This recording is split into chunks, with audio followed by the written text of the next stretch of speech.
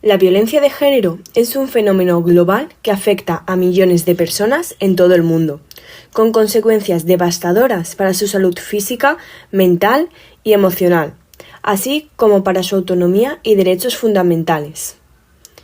En este vídeo exploraremos el concepto de violencia de género, los diversos tipos que pueden manifestar, los ámbitos en los que ocurre, los factores que la condicionan, los indicadores que nos alertan sobre su presencia, las repercusiones que tienen las mujeres y los colectivos más vulnerables.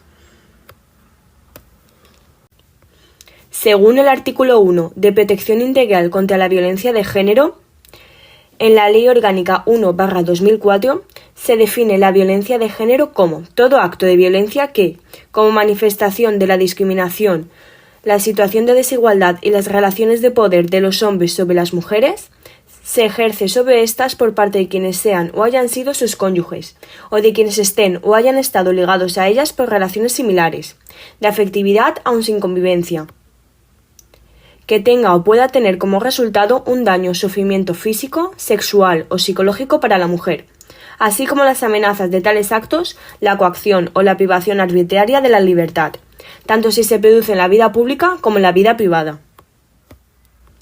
La violencia de género ha sido y sigue siendo una de las manifestaciones más claras de la desigualdad, subordinación y de las relaciones de poder de los hombres sobre las mujeres. Este tipo de violencia se basa y se ejerce por la diferencia subjetiva entre los sexos. En pocas palabras, las mujeres sufren violencia por el mero hecho de ser mujeres, y las víctimas son mujeres de cualquier estatus social, nivel educativo, cultural o económico. Según el INE, en el año 2022, la violencia de género aumentó un 8,3%, aumentando hasta un 32.644 el número de víctimas. Con lo cual, la tasa de víctimas fue de 1,5 por cada 1.000 mujeres, de 14 y más años. Sin embargo, la tasa de víctimas de violencia doméstica disminuyó un 1,1%. En el año 2023 murieron 58 mujeres a manos de sus parejas o exparejas, 9 víctimas más que en el año 2022, en el cual fallecieron 49 víctimas de violencia de género. Nos encontramos 7 tipos de violencia de género: la violencia económica, la laboral, la institucional, la psicológica, la física, la sexual y la violencia simbólica. La violencia económica corresponde a cualquier acción o acciones, sean estas directas o mediante la ley, que buscan una pérdida de recursos económicos o patrimoniales mediante la limitación. Por ejemplo, las mujeres no pueden tener propiedades o hacer uso de su dinero o de sus derechos patrimoniales.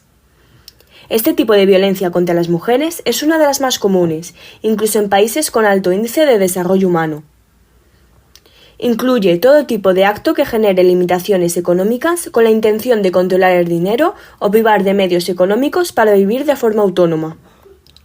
La violencia laboral, presente en decenas y decenas de países, donde se dificulta el acceso de las mujeres a puestos de responsabilidad laboral, o se complica su desarrollo en la empresa o estabilidad por el hecho de ser mujer. Este tipo de discriminación constituye uno de los más comunes, y algunos ejemplos son el no cumplimiento de igual salario para hombres y mujeres en puestos idénticos, o los despidos o no contratación a causa de posibles embarazos. Una realidad contra la que tenemos que luchar tanto hombres como mujeres. Al mismo nivel que la violencia laboral contra las mujeres encontramos la violencia institucional. La violencia institucional es aquella mediante la que funcionarios o autoridades dificultan, retrasan o impiden el acceso a la vida pública, la adhesión a ciertas políticas e incluso la posibilidad de que las personas ejerzan sus derechos. La violencia psicológica puede darse en todo tipo de contextos, si bien la casa, la pareja y la familia suelen ser 3 de los más comunes, y consiste en cualquier acción que sintamos que nos degrada como personas, o trata de controlar nuestras acciones o decisiones. Este tipo de violencia contra las mujeres no tiene por qué alcanzar el hostigamiento o la humillación, sino que puede manifestarse como acoso, restricción, humillación, manipulación o aislamiento, produciendo daños emocionales y perjudicando nuestro desarrollo personal hasta problemas emocionales y psicológicos muy graves, que han llevado a muchas mujeres al suicidio. La violencia psicológica suele ser la puerta de entrada hacia otros tipos de violencia, como la física o la sexual, por lo que debemos tener mucho cuidado si creemos que se están dando muestras de este tipo de violencia. La violencia física se traduce en cualquier acción que provoque daño o sufrimiento físico y afecte a la integridad de la persona. Hematomas, heridas, quemaduras y hasta un empujón es violencia física y jamás debemos excusarla. La violencia sexual es toda acción que amenaza o viola el derecho de una mujer a decidir sobre su sexualidad y abarca cualquier forma de contacto sexual. La violencia sexual no se limita a forzar a una mujer contra su voluntad, sino a cualquier tipo de acoso, explotación, abuso o intimidación, sin importar si se da dentro o fuera del matrimonio o de cualquier relación. Por último, tenemos la violencia simbólica, que es aquella que recoge estereotipos, mensajes, valores o signos que transmiten y favorecen el hecho de que se repitan relaciones basadas en la desigualdad, el machismo, la discriminación o la naturalización de cualquier rol de subordinación de las mujeres en nuestras sociedades. Se trata de un tipo de violencia contra las mujeres más difícil de erradicar, porque está anclado en la colectividad y la mera permisividad lo fortalece. Así, un chiste o la transigencia entre valores que tradicionalmente se han aceptado dificulta el cambio. Los dos grandes ámbitos de la violencia de género son el ámbito público y el privado. En estos podemos diferenciar 5 ámbitos más. El ámbito de la pareja o familia es la violencia que se ejerce contra las mujeres por parte de un integrante del grupo familiar. Puede ser ejercida por la pareja o por otros miembros de la familia, como el padre o hermano, y puede ocurrir en relaciones actuales, ya finalizadas o donde no haya habido convivencia. En el ámbito laboral es la violencia ligada al trabajo, que puede ocurrir dentro o fuera del horario laboral. Aquí se incluye la discriminación por cuestión de sexo, por la que, por ejemplo, se incluyen preguntas relacionadas con la maternidad en las entrevistas de trabajo. Existen muchas formas, pero las dos principales de violencia en este ámbito son el acoso por razón de sexo y el acoso sexual, que también tienen lugar en otros contextos. Por un lado, el acoso por razón de sexo es la agresión contra la dignidad de las mujeres, creando un entorno intimidatorio, humillante o hostil, con actitudes como bromas sexistas, comentarios o tratos discriminatorios y de desprecio. Por otro lado, el acoso sexual hace referencia a las amenazas o chantajes que lleva a cabo el hombre con poder en el ámbito laboral para conseguir favores sexuales de una mujer. Si ésta no cumple, tendrá consecuencias negativas, como por ejemplo la pérdida de empleo o descenso del puesto de trabajo. Este tipo de violencia se ha normalizado mucho y tiene como consecuencia la desvalorización de los logros de la mujer porque socialmente se tiende a pensar que son gracias a favores sexuales. El ámbito de los medios de comunicación y la publicidad incluye todos los estereotipos sobre la imagen o el comportamiento esperado de las mujeres en los medios de comunicación, el cine o la publicidad. Fomentan los estándares de belleza inalcanzables sobre el físico de las mujeres, lo que tiene como consecuencia daños en la salud física y mental de ellas. Esto provoca, por un lado, que sean las mujeres las que ejercen violencia sobre ellas mismas, por cumplir con las expectativas sociales que se espera sobre ellas, y por otro lado, que se humille o discrimine a las mujeres que no cumplen con los estereotipos. En el ámbito social y comunitario depende mucho del nivel de derechos y libertades conseguidos por las mujeres en esa comunidad.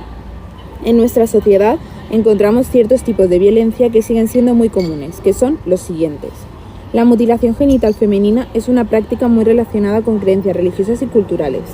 Esta consiste en la extirpación de todos o parte de los órganos genitales externos femeninos, provocando como consecuencia la imposibilidad de experimentar placer sexual. El matrimonio forzado atenta contra la libertad y autonomía de las mujeres, ya que se les obliga a casarse, normalmente siendo muy jóvenes, en contra de su voluntad. Puede ser considerado como una obligación cultural o incluso se puede ejercer la violencia física o psicológica para llevarlo a cabo. Esta es muy difícil de detectar por la administración pública y además las mujeres suelen desconocer sus derechos y recursos sociales a los que pueden acudir. El tráfico de mujeres es el secuestro o compraventa de mujeres con finalidad de explotarlas sexualmente o entre otras. Las mujeres acaban en esta situación bajo engaño, donde la persona les asegura, por ejemplo, la regularización de papeles o estabilidad económica. Esto es causa directa de las relaciones de desigualdad que existen entre hombres y mujeres, donde los hombres se ven con el derecho de comprar los servicios sexuales de una mujer.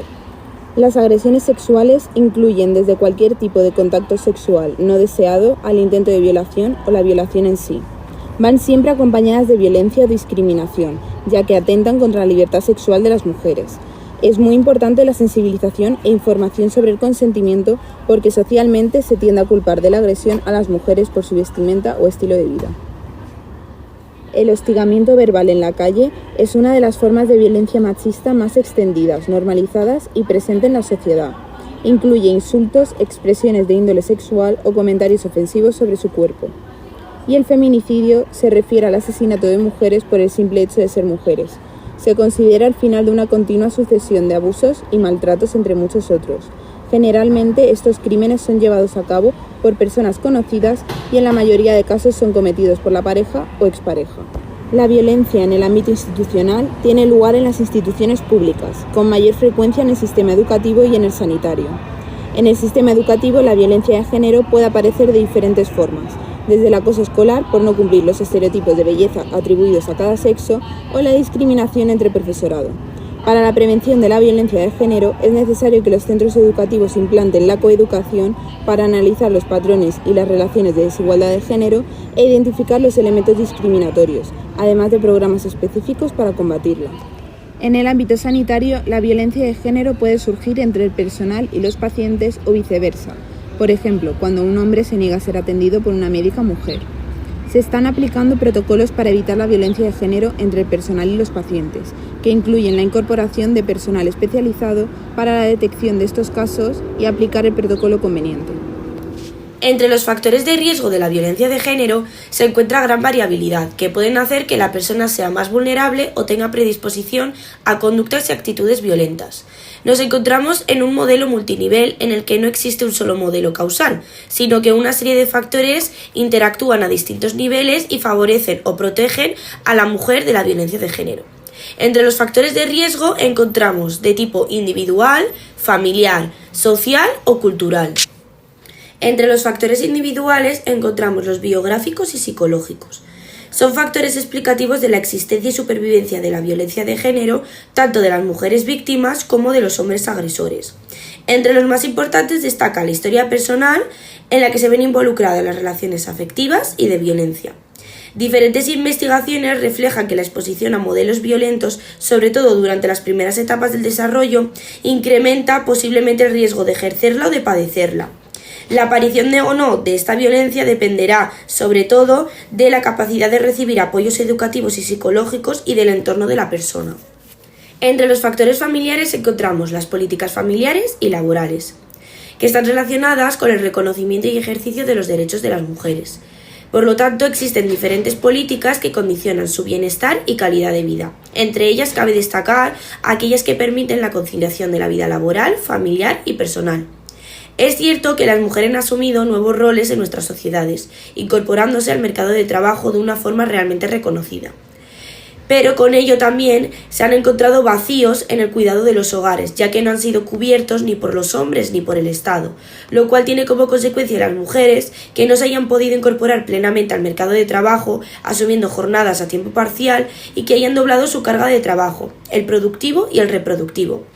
Esta situación es realmente desfavorable para la violencia de género, ya que hace a las mujeres más dependientes de sus parejas. Por eso es muy importante una política laboral y familiar que tenga en cuenta esta realidad y que compense la desigualdad que existe entre hombres y mujeres. Además, también en el mundo laboral sería muy importante una mayor flexibilidad, con permisos de maternidad más largos, horarios más flexibles para la conciliación familiar y más ayudas económicas por tener hijos a cargo. Entre los factores sociales encontramos el reconocimiento de derechos y el ejercicio de estos por parte de las mujeres. Son elementos que determinan la posibilidad de protegerse más o menos de la violencia machista. Pese a esto, encontramos sociedades como la nuestra en que las mujeres, aunque tengan el derecho reconocido para poder separarse o divorciarse de sus parejas, en ocasiones se ven impedidas para hacerlo por la necesidad de supervivencia económica propia y de sus propios hijos, con lo cual no pueden protegerse adecuadamente de las situaciones de violencia machista presentes o futuras. Otro de los factores sociales es la participación social de las mujeres en la vida pública, en menor o mayor grado de participación de las mujeres, pero es muy importante ya que así, con su presencia, podrán manifestar aquellas necesidades y derechos que se deberían tener en cuenta. compartiendo así también situaciones de angustia, malestar o abuso que se pueden vivir en el ámbito personal. Así puedan ver que no están solas en el mundo y que son más mujeres las que sufren la misma situación que ellas.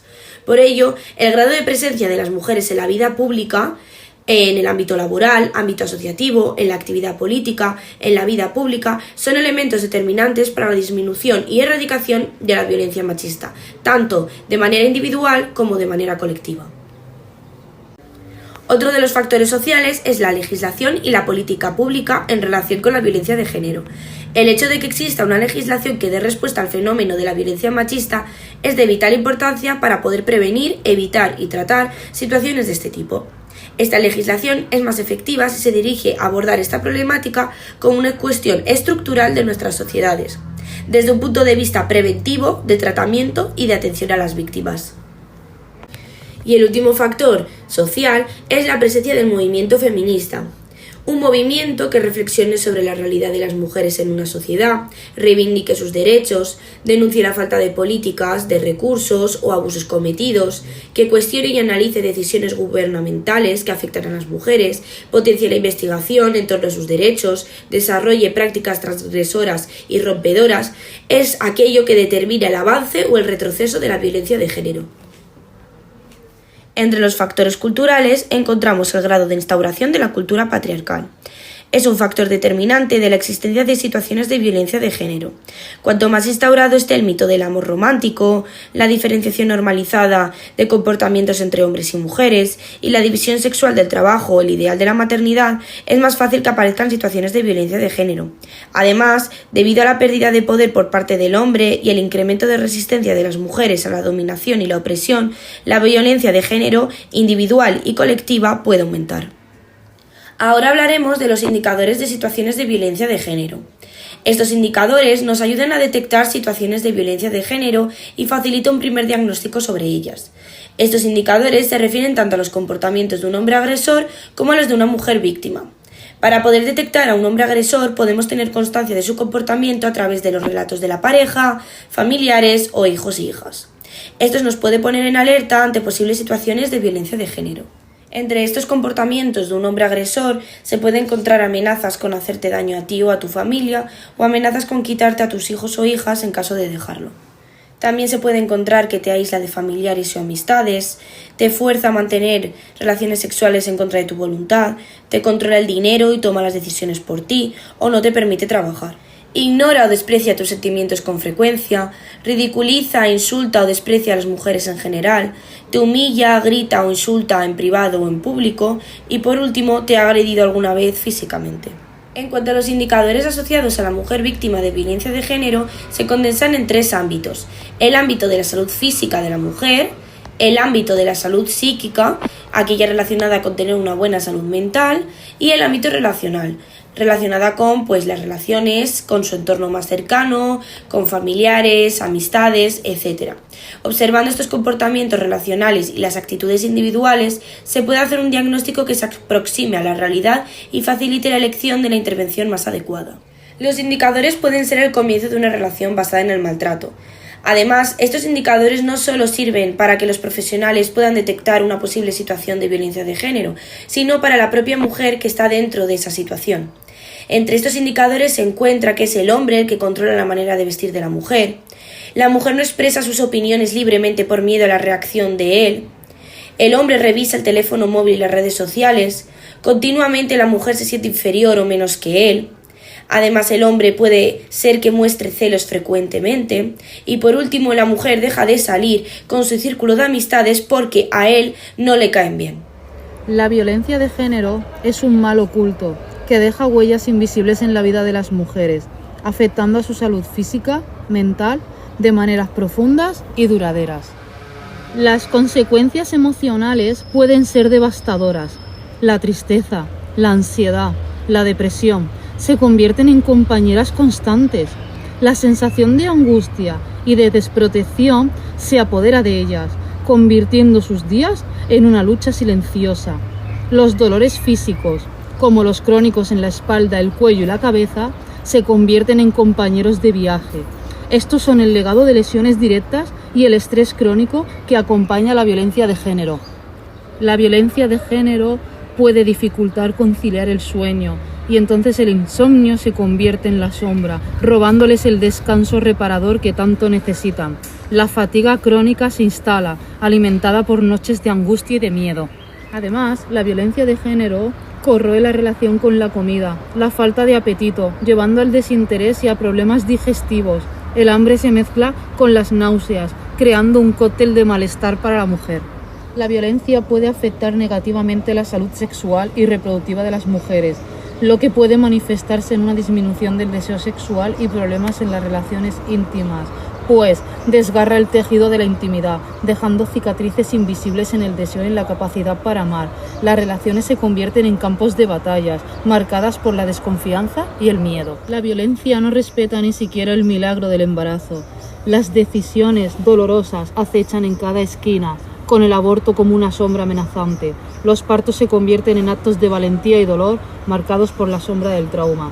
La violencia encuentra terreno fértil en la vulnerabilidad, desde mujeres reclusas, mujeres que se dedican a la prostitución, víctimas de trata, mujeres mayores, mujeres con dependencia en las drogas, madres solteras.